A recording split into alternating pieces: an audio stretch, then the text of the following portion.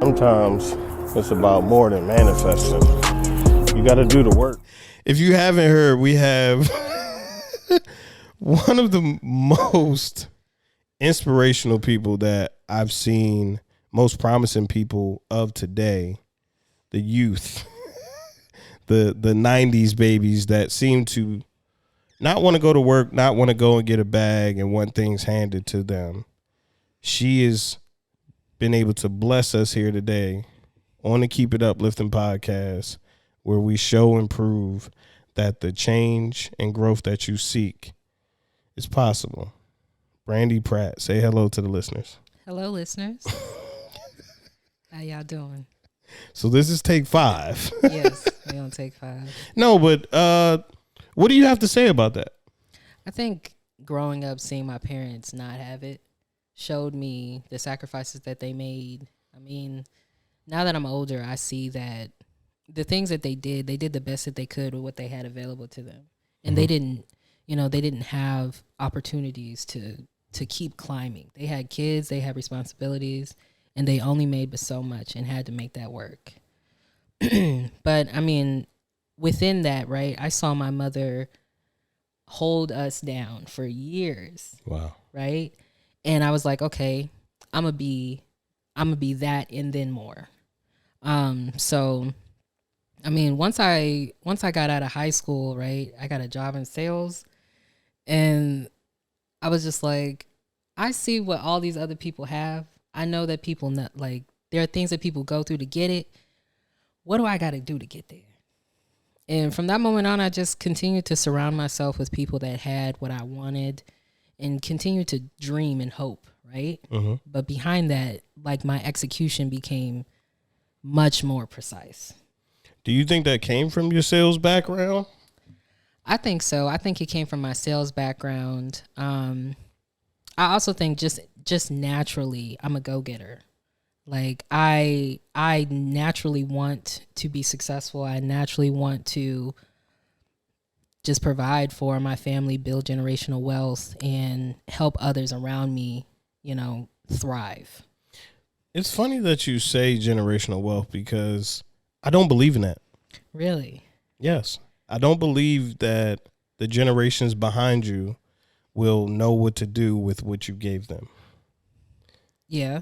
So generational wealth means that it'll last generations, right?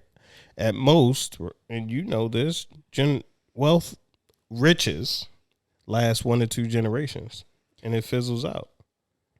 I think it's all about the education. What you teach your kids, the way that you talk to your kids, the things that you instill in them, as they grow up.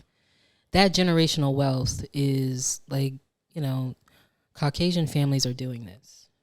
From the day that kids are born, they're setting their kids up to be successful in life, and they're teaching them the practices that they need to get to the next level.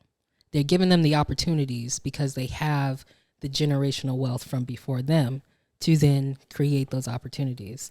I grew up in a place where, my parents, like I told you, did the best they could. But if I were to grow up in an environment where I had no restrictions on financial, no restrictions on the opportunities I could take, like being in the best school systems, doing whatever, right? I'm on a level playing field. And now it's much more easier to continue building. Right. If I can build this vehicle of wealth for the next generations and train them how to use it, how to build credit, how to do these things, how I did it, and how you could potentially do it without, putting my hand on the scale and guiding where they go. They got to ultimately make their own decisions. Right.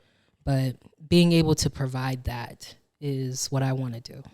Right. I mean, the blueprint is there. The blueprint is on social media. The blueprint is in libraries before we had the internet, right? Yeah. And it still wasn't happening, right? Yeah. And to counter your point a little bit about, teaching your kids and instilling things in your kids, maybe work ethic was instilled in you, but the things that you have learned to build this vehicle of wealth has come from your interactions with people outside of your home, right? And you had both parents at home, correct? Yeah, that's true. I think I stay a lifetime learner. right? I learned from my friends. I learned from family members. I learned from my coworkers. I'm constantly asking questions. I mean, I'll call the bank up and ask them a question Right. in a heartbeat, right?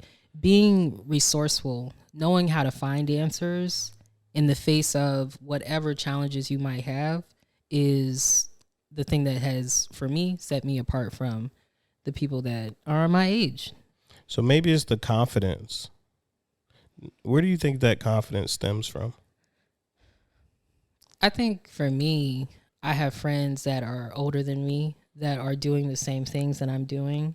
And I know that the strategies that I'm talking about, the things that I want, are in alignment with that, right? And when I'm surrounded by people who are validating these thought processes, these strategies, they're like, that might work, right? I start to learn how to do these things, and it starts to make sense. I think that confidence comes over time. But once you learn how to do something, you become an expert at it. Right. Right? And as long as you're passionate about the things that you're learning, you become an expert in it. Right, but you're doing well financially, but for the people you say you didn't start off that way, but you are working somewhere where you make a good salary, correct? Okay. Yeah. Right? So what do you say to the person who works at the post office and they make decent money, but they don't make the money that you make, and they're like, I wish I could, but I don't have two nickels to rub together. That's absolutely fair. I was there, right? I mean, we talked about this, but James, you were the one that signed me up for my A+ class when I was at a dead-end sales job.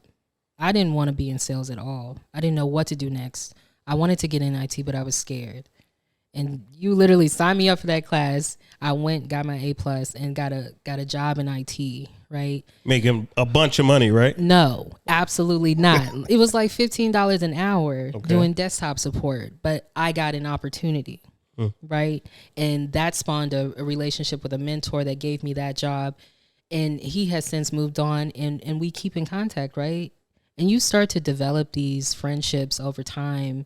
And those people are the ones that can put you in rooms like 2-3 years down the road, right? Planting those seeds is what I did. You know, I got that desktop support job, pivoted over to Geico, did land support, got so good at it, got bumped up to a systems engineer role because somebody spoke my name in a room where I wasn't at. And they said, oh, well, Brandi's about to finish up her undergrad. You know, maybe you should look at bringing her onto your team. It's all about the connections that you make that give you those opportunities. And it's all about the people that you know that will speak your name in those rooms. But I don't have my undergrad. Okay. I don't have. Yeah. So right? you want me to dig in? I don't have the certs, you know? Right. So let me dig in, right? Because I executed an 8-year play. I mean, it was not simple to get here. This was 8 years. It was 8 years, James. I was 20 when I started my A+. And I think it was May of 2017 when I got my first IT job. And I hustled from that moment on to continue to put myself in the next position to get to the next spot. I didn't start my undergrad until I was at that job. I worked there for 6 months. I hated it. I made $15 an hour. I was driving to DC from Woodbridge every single day, sitting in traffic, going to Howard University, right? I was still paying rent at my parents' house. I was coming out at zero every 2 weeks. And I had to figure out a way to make it. And I mean, when you're faced with challenges like that, right? Either you make it or you break. Right. I was like, look, I'm gonna go to school. I found the cheapest school online that would allow me to do pass or fail classes to get to my degree as cheaply as possible. Right? Efficiency. I got my undergrad in 2 years because I sat in front of my laptop and hustled for 2 years straight. I got an undergrad in cloud computing. I knew from the jump that I needed to go into a high-paying field to make enough money to fund my passions. No basket weaving degree, right? No basket weaving degree. Right. The degree I got was a degree that was going to pay me the money I needed to make to leverage that to put into my business. I always knew it. So I needed to maximize my W-2 money from day one. That's your first business partner, always. And I think that a lot of people get tripped up where it's like, they're working at dead end jobs, or they're working at jobs where there is a cap on how much you can make because the job is it's not specialized, right? And if you go back to school, go get an IT degree, right? Like we know that there are resources out here that you can use for free to get into IT, right? Did you stop at undergrad? No, I didn't. Why not? I got my undergrad degree so I could be more marketable. Okay. When I did that, I got put on at my current employer, and I went back to get my MBA in IT management because I was bored. It was COVID. Right. And I'm like, I was a support engineer at my current job. I was like, I'm tired of working tickets. I don't want to do that. I want to be high level. I want people to pay me for my opinions, because I know like my opinion is sound. Right. And I want a job that reflects that. So I pivoted into a technical account management role. Right. Right. And now enterprise organizations bring me in to advise them. Right. It's also a bigger bag too, right? Bigger bag, bigger impact, bigger scope. I'm influencing healthcare systems, hospital systems, their IT strategy, the way that they migrate into the cloud, what they do, how they operate those workloads, how they cloud financial management of those workloads. I'm the person that they come to for help with that, and I enable them. And through that, I learned exactly how to run a business. You have to be efficient to run in the cloud. You have to know how to spend your money to save it somewhere else, to invest it, to, drive revenue and sales for your business. And, over the last 8 months, 6 months, I have learned even more that has positioned me to where I am today. So I'll go back to what you said, right? I'm not in a financial position that is like, it ain't easy. Right. I'm going to be very honest with you. I just got off of being at zero, like scraping up every penny, right, to get the next investment off the books. Right. That takes dedication. People are not comfortable with being like uncomfortable like that. Right. Right. And then to roll into paying your bills the next month, you got to figure out how to make it. But you get to a point where taking risks, everybody takes risks. Right. The thing that separates me from other people is that the risk I be taking, most people not going to take it. Yeah, but I think you also built leverage, right? Yeah. You've positioned yourself in so many ways to where the risks that you take are as calculated as they could potentially be, right? Because there's risk in not doing anything, and there's risk in doing something, and you just chose to, as much as possible, be sound in your decisions, right? Mm-hmm. But you're still making it sound too simple. Yeah. Right? I know that you were making more money before you went to Howard, right? Mm-hmm. So you had to, you luckily had to go back home, right? You were able to go back home. And like you said, you were paying rent there. I was. And bro, and it wasn't cheap. Right. I was paying twice as much as what my brother was paying in rent, bro.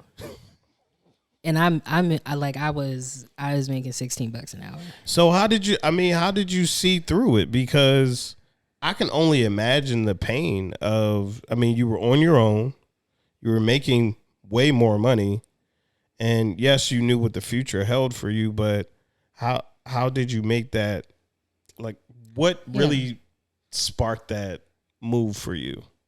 It was the fact that I was broke that made me want to, are we at 7 minutes?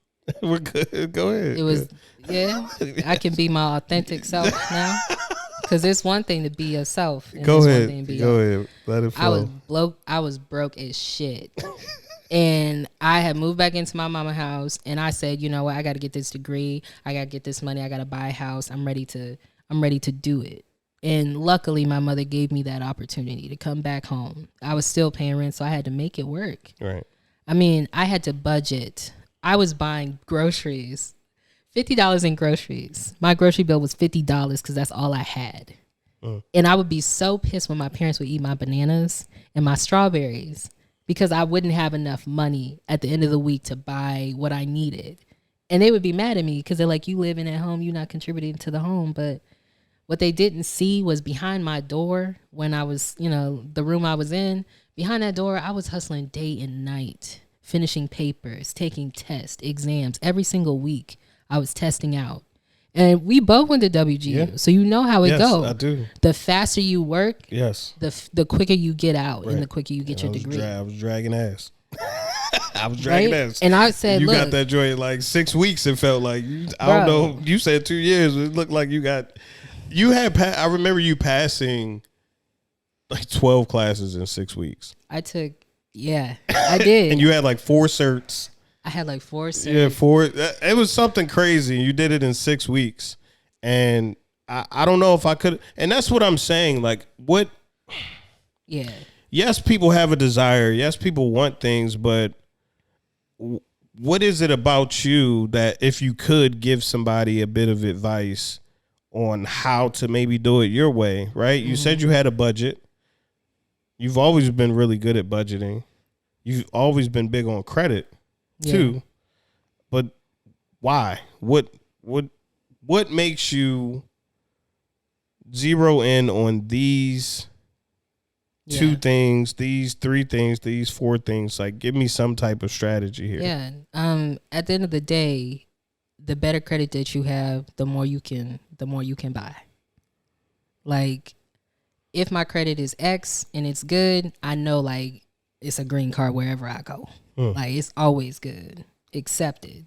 So at any point, if I ever fall into like a financial hole, I know I can hold myself if I need to, right?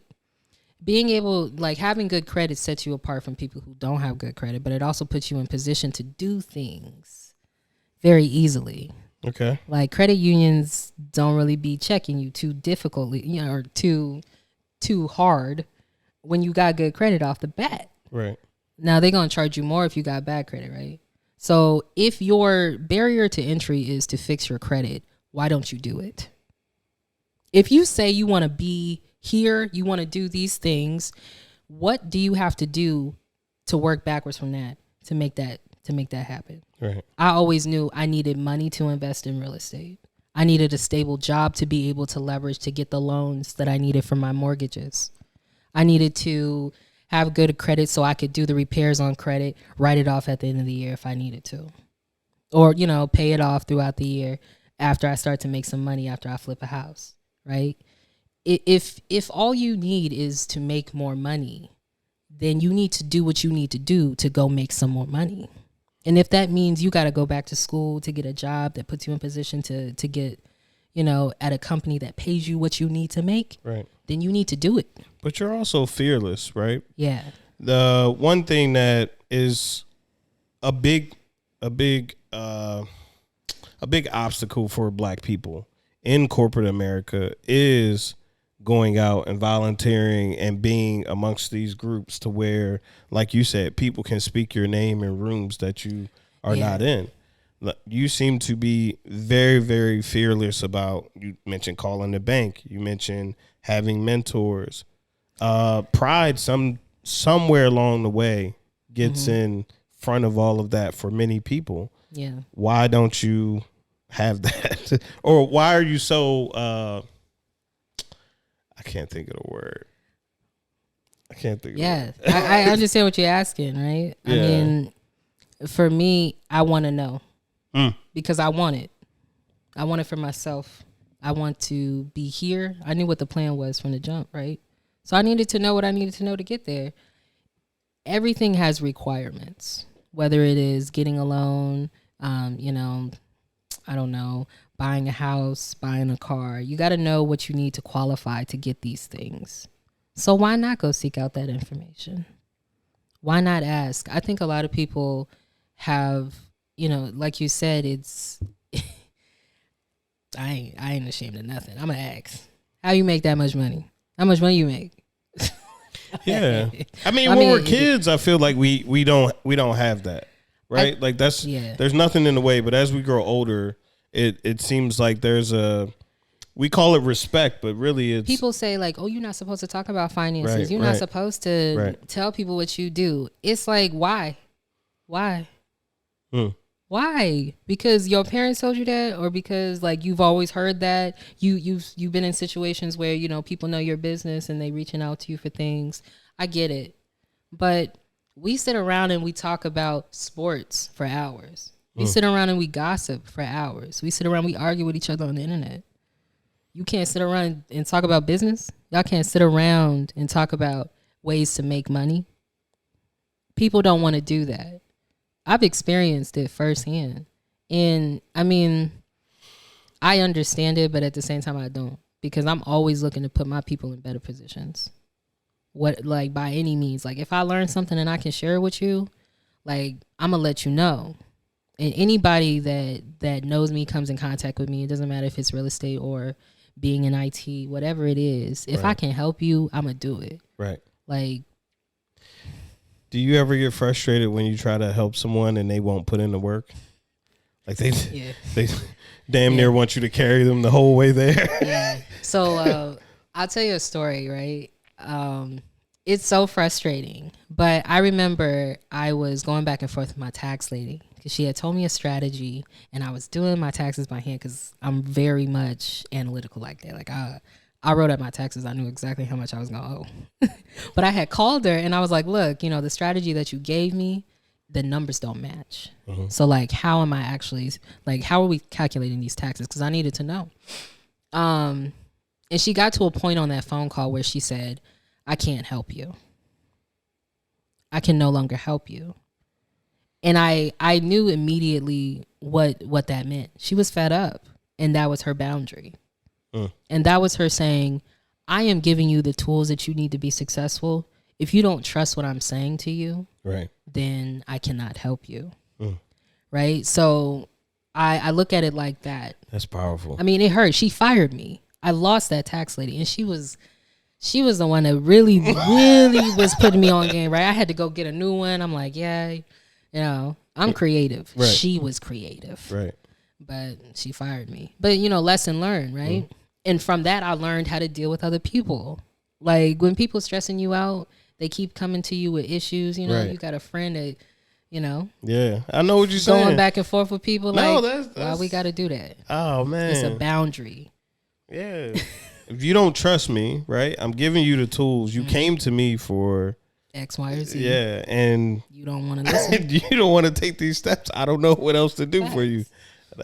Okay. And the same thing in business, you know, like my new tax guy. Because the old lady, like, she was putting me on game. She wasn't charging me for nothing. My new one, no, $400 an hour. Pay me for my opinions. Right. And I'm at that place in my life where I'm like, I don't really have a lot of time to be out here holding people's hands. Like, if I know a gym, I'm gonna drop it and you can apply it. Yeah. And I'm getting to a point where you can't tell everybody the gym because they don't get it. Right. Right. So you gotta build circles with friends that get it. Well, let's take a step away from the business, right? You are now in a position where you're a successful woman. You're a successful Black woman. And the dating market doesn't seem to... It's abysmal. Okay, for like, it doesn't seem to benefit you. Do you ever shy away from telling people about your finances or the fact that you own so much real estate or that you just run your own business for yourself? Sometimes I do. I think it depends. It depends on how the relationship itself progresses. I'm definitely not saying it off bat, right? But I mean, I have made that mistake in the past and I've learned from it. So no, I don't tell everybody what I do because everybody gonna be out here to get you. Like, you know, a lot of people be out here shaking and moving and they don't even got insurance. So the moment like you out here, you know, just doing whatever, talking about whatever, even being on a podcast, right? Like, you don't even got your own business and compliance or like what you need. Like, so I don't do that in relationships, but I definitely know that it's a challenge that I face. Right. But I think for me, like I just want to meet someone that loves me for me and creates a safe environment for me to be vulnerable because I can never I can never do that in my day to day. And because I don't have it, like, I mean, I can't cry about it, right? What am I supposed to do? Wait for somebody to come my way? I got to keep hustling. You just keep it moving. And I'm at a point where I'm being intentional. Right. I want this. And, you know, if you want this too, then we can work it out. When does the money become enough? The money becomes enough when I can step away from it and put it on autopilot and live my life and be present in my family's life, be present in my friend's life, and do what I want, truly. And what is that? I want to buy southern plantation homes throughout the South and turn them into educational bed and breakfasts. I actually want to renovate, old plantation homes, restore them to their own historical, I don't know what the word is, right? But restoration. Mm-hmm. And then turning them into just B&Bs and telling a story about what happened on this land. Mm-hmm. I think a lot of times our culture is lost. Like, I don't know that much about my history, my culture. And that's something I'm passionate about. I mean, if I was passionate about it, I would know, right? But like, I think doing something like that would Right. bring so much joy to my life. And if I could just do that without restrictions on finances, then I know that I'm making it and I'm just doing what I want for fun. I've had this conversation in so many ways. So I'll just make this question very simple. What is our culture? Yeah, that's a good question. I think there are different levels to it. I think that there is Black American culture. And then Black people come from Africa or, South America or whatever. And you have those cultures too. So for me, I'm not connected to that side of myself. But I think most Black people grew up with the same life, to be honest with you. Well, so, I was talking to Dion yesterday and I was like, this is our country. Mm. So we're always seem to be redirected somewhere instead of where we are homegrown. Mm. So do we have culture, which is the culture? Or are we trying to create a culture outside of that culture, and that's where we start to fizzle off in so many spaces? I don't know. I don't even be worried about it. Be honest with you. Well, we all can't be saved, and as candid as I can be, we all can't be saved. That's true. And we keep making it seem like this is some broad stroke that we can just swipe over everybody, and it's just not possible. Mm-hmm. Like, all Black people can't be saved. It's not supposed. All white people don't get saved. All other ethnicities don't get saved. That's just not how it goes. So when you say our culture, I get so passionate about it because what is that? I would just say the history of, like, whatever the story is that I'm trying to tell. But what if you are the history and it starts with you? Right. I don't know. I think I haven't even thought this far. Right. I'm not even thinking this far out.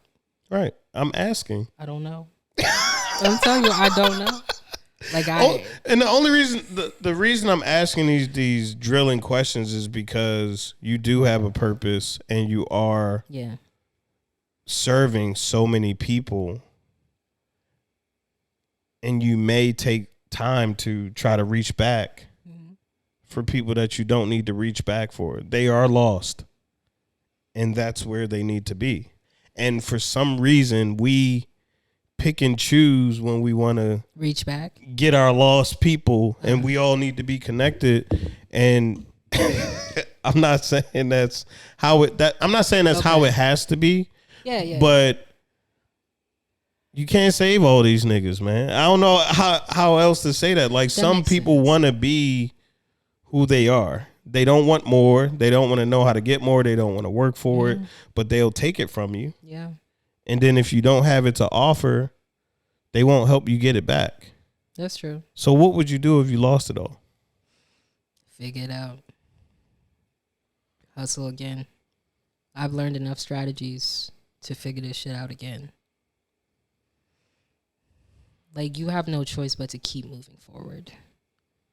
And I mean, as simple as it gets, right? Like, I feel like there's a lot of pain in that statement from you. there is. I mean, I have done enough, right? Like, I've been through enough, but you have no choice but to keep moving forward. What's the alternative? You kill yourself? Some people, I mean, it's legal in some states. Now. I mean, but like day over day, like, you just got to take this shit one day at a time, because it's not always going to come to you. It's not easy. And like, I came on this show, I know for a fact, like, I don't got it all. Right. I don't got it all. Like, I'm not out here flexing. I don't. You have a lot, though. I have a lot, and I'm making it work. Right. Because everything that I have is working for me. Everything that I have is an asset. So what happens when, if it doesn't work anymore?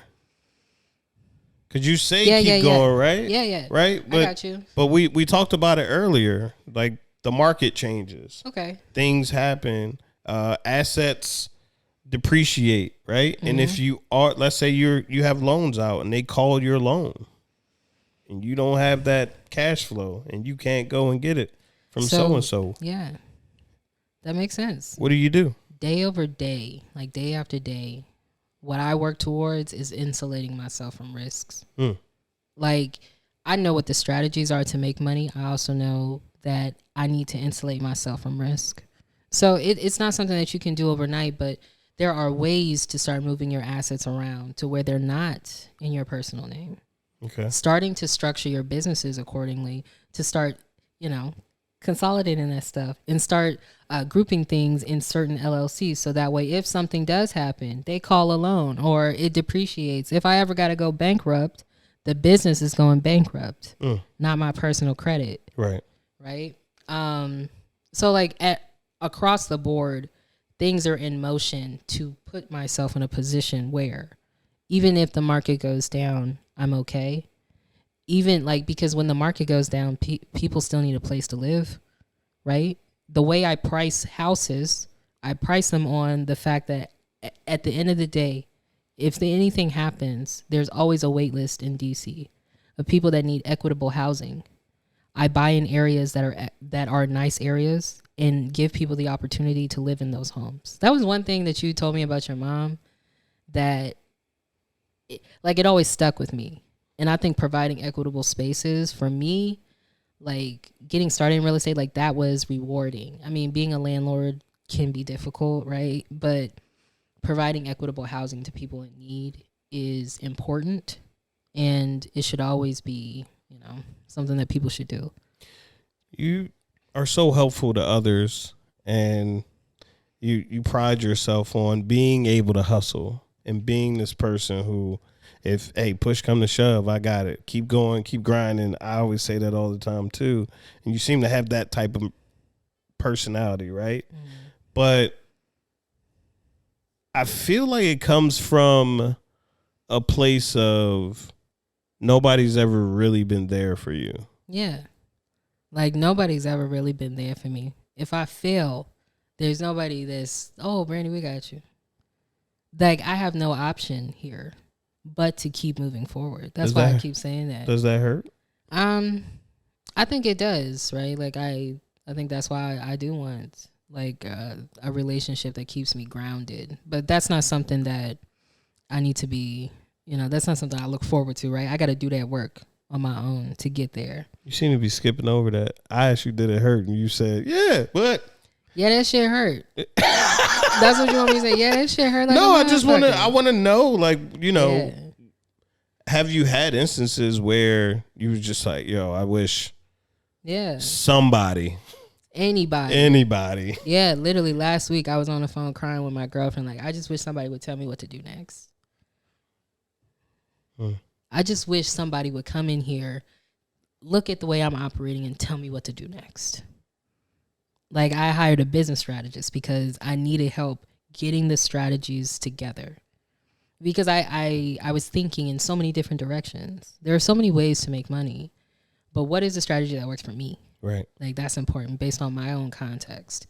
And right, my girlfriend at the time, she was just like, well, like she doesn't know how she can help me, right? Because she don't got these problems. Right. But in that moment, I said to myself, you know what? I'm sitting here somebody got to tell me what to do next. No, I need to tell myself what the fuck to do next. Mm-hmm. And I need to grow up and get the fuck on. So like this world ain't free. It ain't cheap either. And you're not always going to have people that can hold you down and can be there to save you. You got to learn how to save yourself and to insulate yourself from risks. You're so strong. You but that strength in a woman's body isn't always welcomed. Have you ran into that in business, at work, in your personal life? I mean, I think the way that I conduct business makes me, like I don't really, maybe, maybe,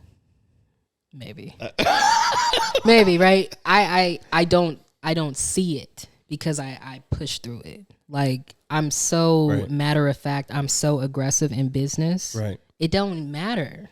It doesn't matter because I know my numbers. Right. You're not gonna come up in here and tell me what I don't know.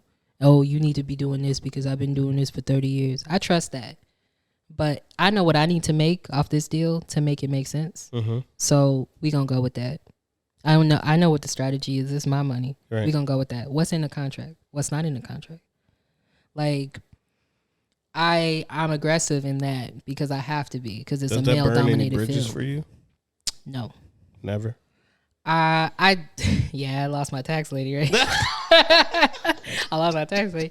I think that finding people that speak your language is what's important, right? Because I have a mentor, I have a realtor and a mentor that over the course of the last 3 to 4 weeks, I've changed my mind at least 10 times about the next house I want to buy.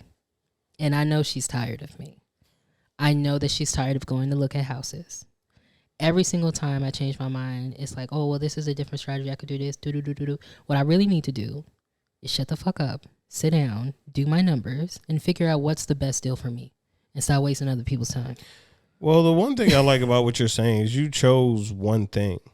I think, like you said, you get really creative, but you're creative about the strategy. Yeah. You're not creative about the vehicle, which is real estate, right? And why did you choose real estate as a vehicle? Well, I may have asked that earlier. I'm not sure. I think from the time I was 18, I mean, I did door-to-door sales. I was knocking on houses. I was going to new construction neighborhoods, talking to homeowners, selling them security systems. Very basic, right? And I traveled to neighborhoods in Potomac, D.C., Baltimore. I saw architectures that I've never seen in Woodbridge, Virginia. The history, the quaintness of these neighborhoods was so beautiful to me. I wanted to own these houses. I wanted to live in these picturesque neighborhoods like these rich white people do. And I said, I love real estate because of that. I like designing spaces. I like interior design, right? How do I build a business around this? Because I actually didn't want to be a business owner.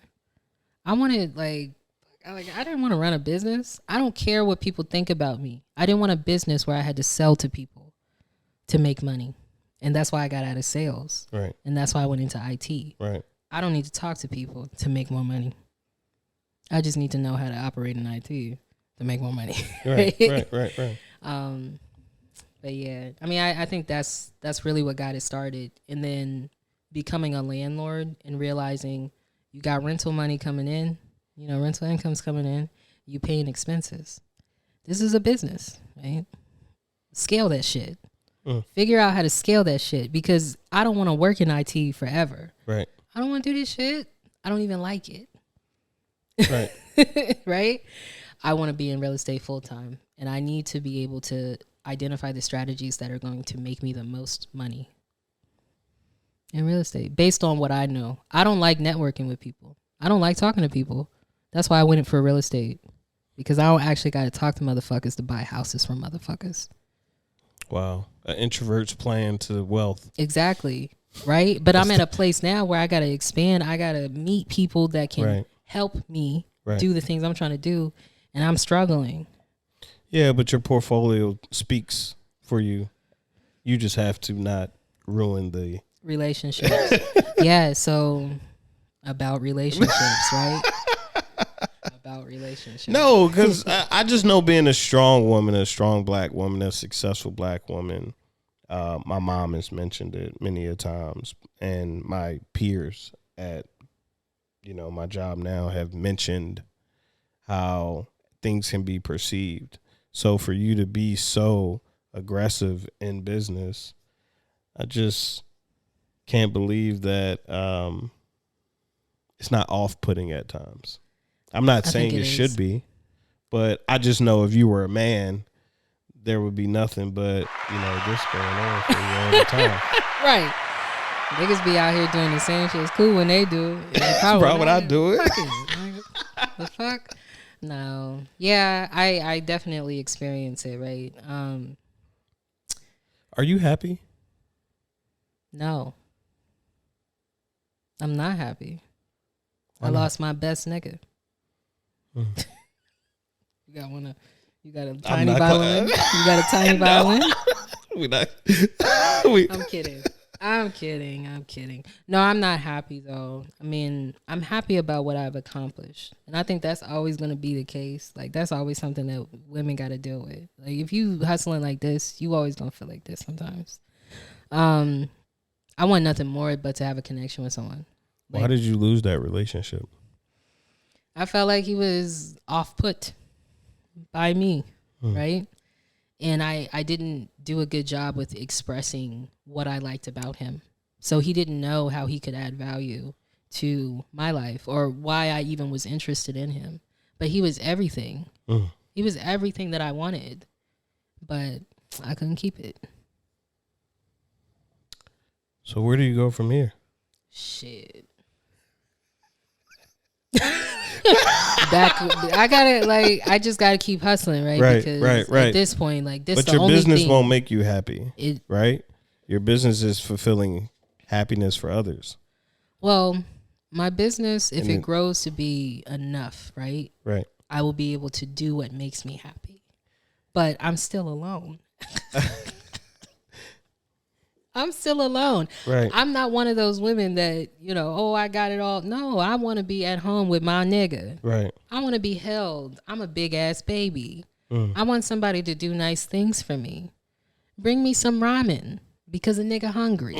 Because I sit in front of a computer all day. Right. And like, being taken care of is something I've never had. Right. And that is the most valuable thing to me. So when I find someone that makes me feel comfortable, makes me feel safe, and can provide that, I mean, that is what I go for. And then, like, conversation, we have things in common, we're equally yoked. It does not have to be about finances. It doesn't have to be about business. I don't need them to hustle the way that I do.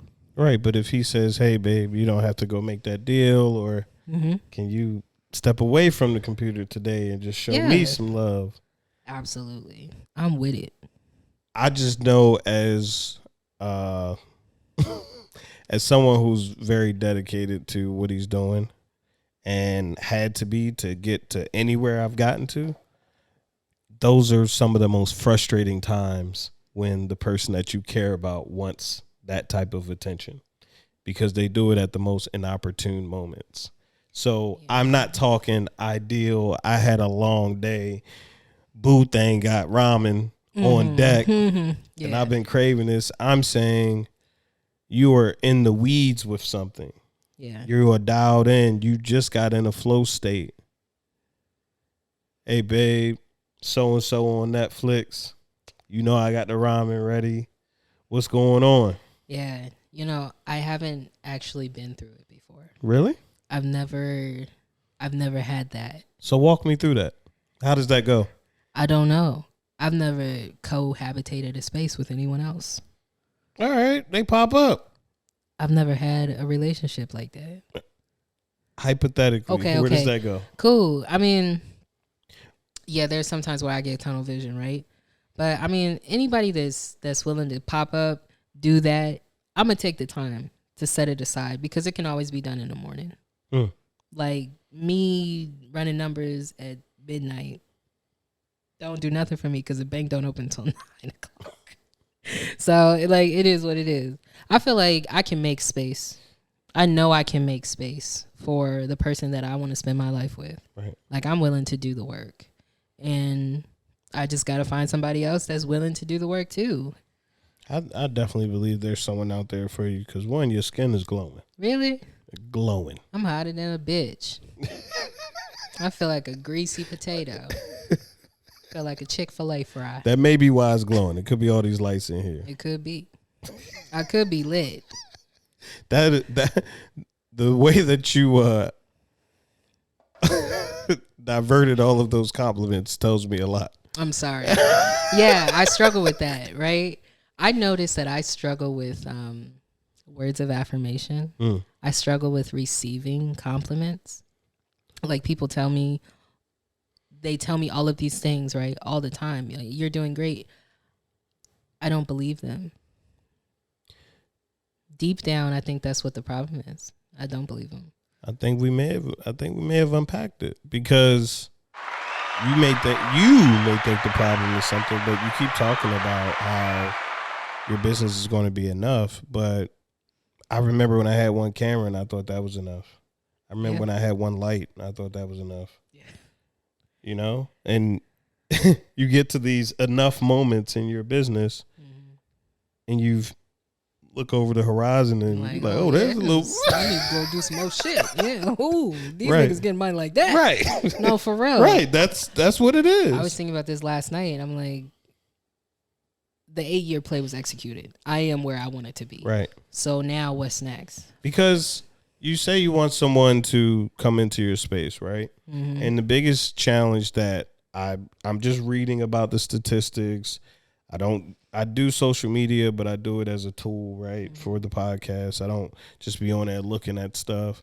But it seems as if at some point women do want to have children, but your baby is your real estate portfolio, your business. Oh, yeah. How are you going to handle that? Yeah. If that happens. So I figured it out, right? I think I told you, like, ultimately, I got to put this on autopilot. Like, everything I'm doing is to build this real estate portfolio to a place where month over month I got rents coming in and my expenses are paid. And that gives me enough money. I have enough, liquid, I have enough equity in my assets to live off of, to be present in my kids' life, to be present at their basketball games, taking them to school. I want nothing more to wake up, cook them breakfast, lunch, and dinner, and take them to school and be a soccer mom. Where does that desire for family come from? Is it something that was embedded in you just growing up? Because you obviously the finances weren't there, but mom and dad and your brother were in the home. Yeah, they were there, but my parents worked. Like my dad was blue collar. He worked a job all the time. So is there a void? Yes. I want to give my kids a life that I did not have, or at the very least, right? I want them to have the opportunities that I did not have. Right. I want them to grow and flourish with two parents that are present. I want home movies. I want them to have artifacts as they grow up that they can point back to and say, like we got school pictures, right? Right. I don't have any of that. And no knock to my parents. They did what they could. Right. But they chose, like, they had to make money because we was going to be homeless if they didn't. But what if you do that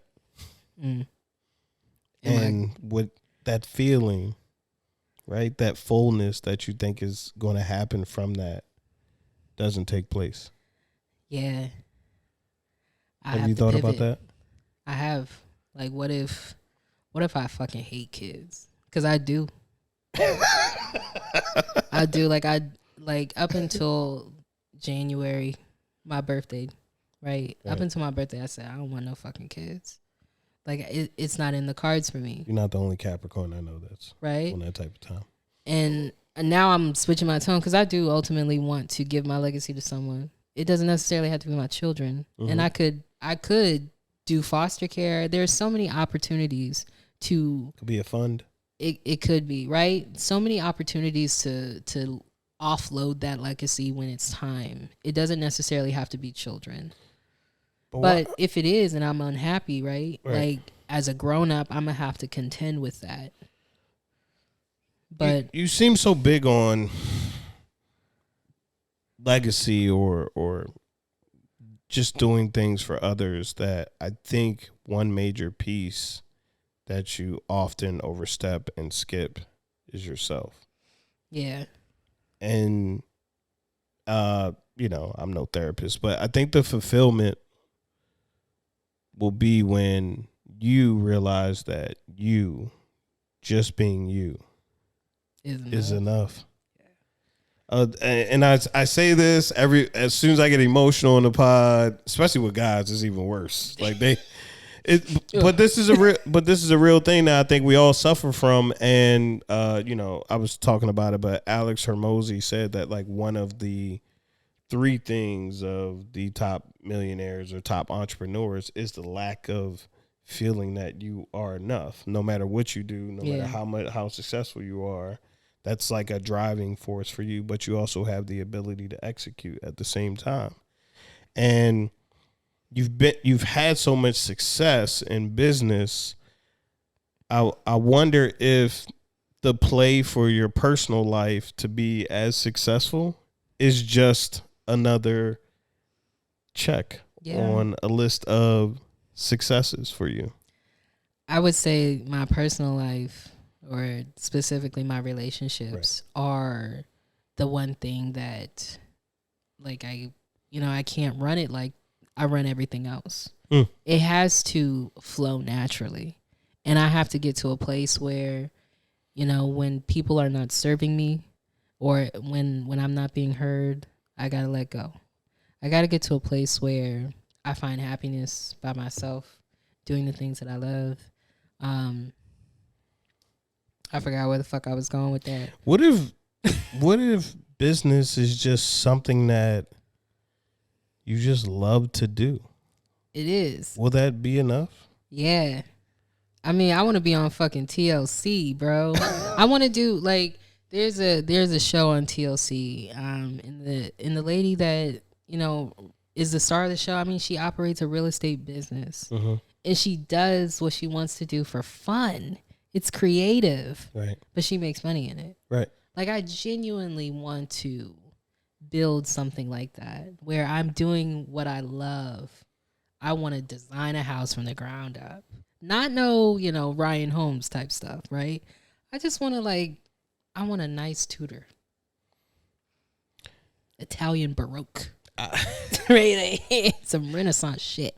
I would say you're doing it. I would also say that it's absolutely amazing to see someone who had a job, right? Because we always talk about having a job.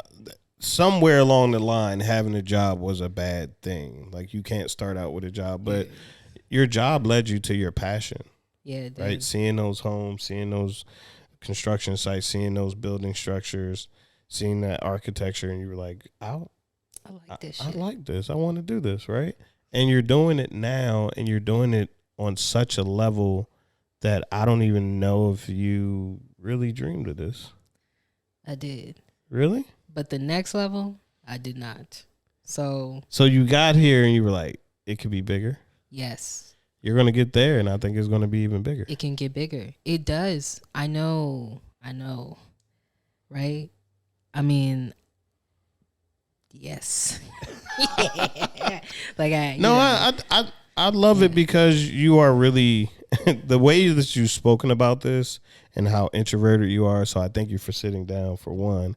But the fact that you are such a to yourself person, and you're teaching people how to win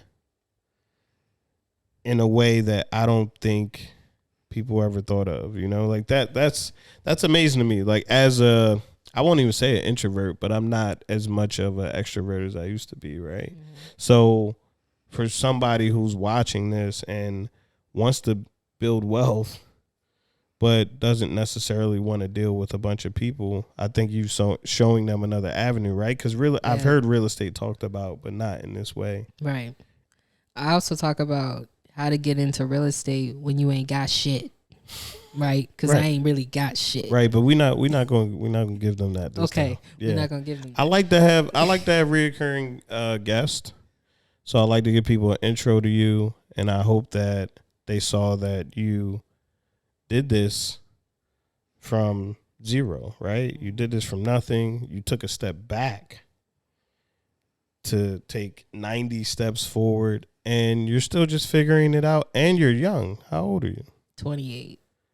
So you're in your 20s doing this, and it's possible. Yeah. Right? I think that's the amazing thing, man. And we, because you superseded me. I mean, I was. Nah, at the right time. Not that one. I feel it. Before. I feel it. No, but I love this because I love the fact that I get the opportunity to sit down with special people who, some I can call friends, some I can call associates, and some I could just call niggas. No.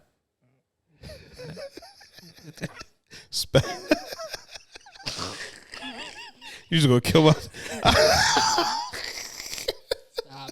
Stop. What was the word? Pineapples. Nah, I think we should keep that. Yeah, we can keep that shit. Niggas. What's I mean, you pretty much told us what's next, but what are your next steps to connecting with yourself on a regular basis? I want to take some time off, right? Pour into myself. I need to go get a master's in finance in like 60 days. But I need to work on professional development for the next 3 to 6 months and really just, figure out what I got to do to insulate myself right now, what I'm doing right now. I'm at a place where you really got to pay for people to come in and advise you at this point. Right. Like, you're not going to be able to figure everything out yourself. And I think once I can automate this, now I can start to focus on what really matters, which is my mental, my emotional state, traveling, doing what I want to do, living life on my own terms. So yeah, I got to automate my business before I can get there. Okay. So that's how you gonna connect it. Yeah, yeah. Do you think that? Oh, how I'm gonna connect? Okay. Do you think that having more, because I know what I need, or I know what I think I need as far as employees. Okay. For what I'm doing here. So do you think that you need more helping hands? No. I do need an assistant because I was dropping keys off one day and I was like, why the fuck am I doing this? Why am I going to Lowe's to get keys made to drop them off? What is happening? But at some point to scale, right? You have need to. And maybe not necessarily a immediate business partner, but maybe somebody you go into business with. Oh yeah, can help you grow a lot faster. Yeah, and get to the place that you're looking for. So that may be an option for you. I'm just spitballing here, but it's definitely an option, James. In fact, I have been working on building a coalition of friends that invest in real estate. They all do different things. We all have different strategies, but we all are passionate about this, right? And yeah, like I'm slowly but surely putting myself in position to where I don't have the cash, but somebody else might. Right. I can't do the construction, but somebody else can. As long as I learn what I need to learn to lead these projects, right, the value I bring is the fact that I can go anywhere at the drop of a dime. I can be in these houses, right, evaluating these deals, right. Everything else, it starts to fall into place. So maybe the learning is definitely going to be there, but the SMEs are needed. Oh right? yeah. Because you were saying, I wish somebody would come in, but I think you need more brains. We all do, right? Yeah. But and the only reason I say that is because, like you said, you can go anywhere, you can evaluate these deals at the drop of a hat, right? Maybe you don't need to learn all of these other things. You just need more brains, potentially. No, I feel you. I think like I have done that, like because I understand that, right? Right. Scaling a business, you got to be willing to pay the money to bring in people that know more than you. Right. And at every turn, I'm doing that. I have a property manager. Like, Okay. I'm able to scale this, Okay. right? Getting a CPA, a bookkeeper, right? Right. A tax lawyer, business lawyer, Right. mentors that do different things. I have those things, and I know that I have all the tools that I need to be successful. But what I got to do now is take a step back, work on my finances, learn some more shit. So when I get into these rooms, I can start talking their language, right? You ever get in these? I know we can go, but you ever get in these rooms and you find out that these people don't know half the shit that you think they know? Yes. So Yeah. that is a question that's why I keep asking you this question, because I feel that you know everything about scaling, but you're like, I need to learn more. And I feel that you've learned so much through experience and the mentors. Maybe you need a more expensive mentor that can tell you whatever you're about to go and Exactly get the 60-day masters for. You know what I'm saying? I agree. I'm at a place where yes, I need to learn more. I need to work with people who are doing this and can tell me their failures and their successes. And I don't have that. I am that person. So I try to be that person. And I think you see it, right? Right. But yes, I do need to start tapping into people that are successful at what I'm already trying to do. So I guess taking time away to start networking and doing that, Yeah. is what I need to do. I think you know what you need to do. I was just making some suggestions. But like you've done you're not afraid to call people. You've knocked on doors before, so you don't have any objections about cold calling or anything like that. So, I know there's a lot of social media gurus on there, but there are people who have done it, and maybe you can use that vehicle. Can we talk about this? Because I actually signed up for a program. Okay. Because I was listening to an IG guru, and everything he said was making sense. Right. And I was like, okay, like this is what I want to know. I paid that. And I did the work, right? Right. And it's helping me. Right. I think people will pay for those programs before they actually need to be paying for this program. Like they're not ready. Right. Right. Now that I'm in a position where I'm actively doing it, me paying for that program makes sense. Right. Like it has helped me scale faster over the last 2 months. Just having the advisor that program gave me in the step-by-step process to follow it, it was worth every penny I spent. But people badmouth people that sell online programs. Well, some of them are. Some of them, yeah. Yeah, some of the. But like you said, you were listening to. There were certain cues that you said, you know what? Let me tap in. Go ahead and because I had already knew give that. us a credit card number. Right. Right. January 2nd. Right. I said we're gonna sign up. Right, but I mean, I'm not even talking about just obviously the program is an easy way to talk to that person, right? Because you already have given them something for them to reciprocate. I couldn't talk to him. I know, but what I'm saying is still reach out because you've done something, right? So there's an opportunity there for them to reciprocate. It may not be that person, I don't know, but if I ever see you on Earn Your Leisure, I know that you was working hard. You know what I mean? I'll tell you the going rates of these people. These people be charging 40 bands to have mentees. You gotta pay me $40,000 to be a part of to be a mentee. I mean, my tax lawyer charged me $400 an hour. it's amazing when you start Lawyers to specialize yeah. in certain fields and you become good at what you do, the price go up. So when you was about to give that game that I said, yeah, we're not gonna do that, the price got to go up. Yeah, that's a Patreon or Yeah. that's an episode where we get to dish out some dividends for that. That's not and it's not that we don't want to share the information with people, but you know, if they want to reach out to you, where can they reach you? Well, I'm working on getting a professional Instagram, but y'all can follow me on princess.brandi. Well, do you have an email address? Maybe. contact@bluepratt.com. Boom. contact@blue-pratt.com. I appreciate you coming on the show. Anything you want to promote? Nah, man, he's saying shit these days. But, you know, after this, like, hey. Yeah.